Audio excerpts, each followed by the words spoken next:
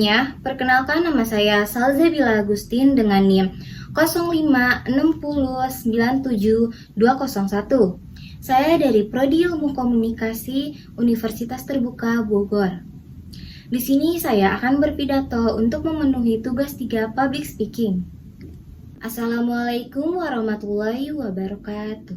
Selamat pagi dan salam sejahtera untuk kita semua. Yang saya hormati Bapak, Ibu, dan rekan mahasiswa yang saya banggakan.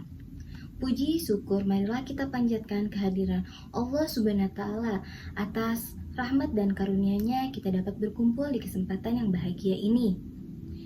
Hadirin yang saya hormati, pernahkah kita berpikir berapa banyak nyawa yang melayang hanya karena sebatang rokok? Sekilas terlihat kecil, tapi dampaknya sangat besar. Karena itu, hari ini saya ingin mengajak kita semua untuk merenungkan dan bertindak. Dalam kesempatan ini, saya akan menyampaikan pidato yang berjudul Stop Merokok untuk Hidup Lebih Baik.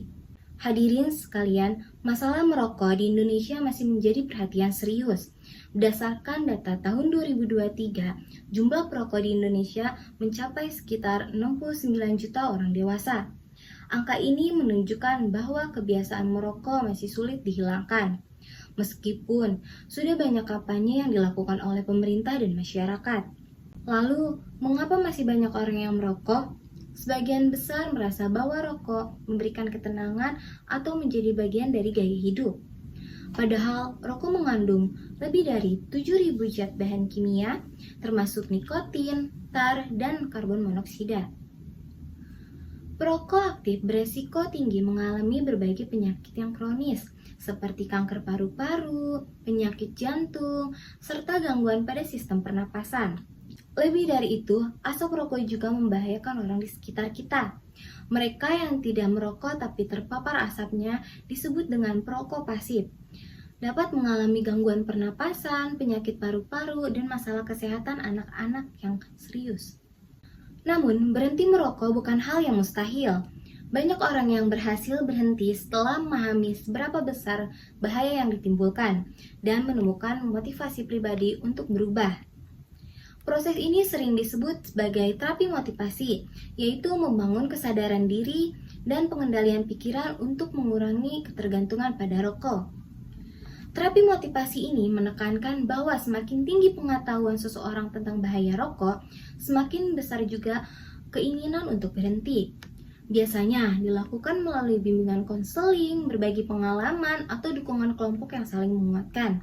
Melalui proses ini, perokok mulai belajar mengenali alasan mereka merokok, mengatur ulang pola pikir, dan menumbuhkan komitmen baru untuk hidup lebih sehat. Selain itu, dukungan dari keluarga, teman, lingkungan itu sangat penting. Dorongan positif dan contoh nyata dari orang-orang yang sudah berhasil berhenti dapat menumbuhkan semangat yang sama bagi yang lain. Kita, para generasi muda, harus menjadi bagian dari perubahan itu. Jadikan diri kita teladan bagi lingkungan sekitar. Menolak rokok bukan berarti kehilangan kebebasan, melainkan menegaskan kendali atas diri sendiri dan masa depan. Hadirin yang saya hormati, merokok tidak pernah membawa kebaikan, hanya penyakit dan penyesalan. Sudah saatnya kita berkata cukup. Berhenti merokok berarti memberi kesempatan bagi diri kita untuk hidup lebih lama, lebih sehat, dan lebih bahagia. Mari kita mulai dari diri sendiri. Jadikan langkah kecil hari ini awal menuju masa depan yang baik. Ingatlah, hidup tanpa rokok bukanlah kehilangan, melainkan kemenangan atas diri sendiri. Terima kasih atas perhatian Ibu dan Bapak dan teman-teman semua. Semoga kita semua senantiasa diberikan kekuatan untuk menjaga kesehatan diri dan orang-orang tercinta. Wabillahi taufiq wal hidayah. Wassalamualaikum warahmatullahi wabarakatuh.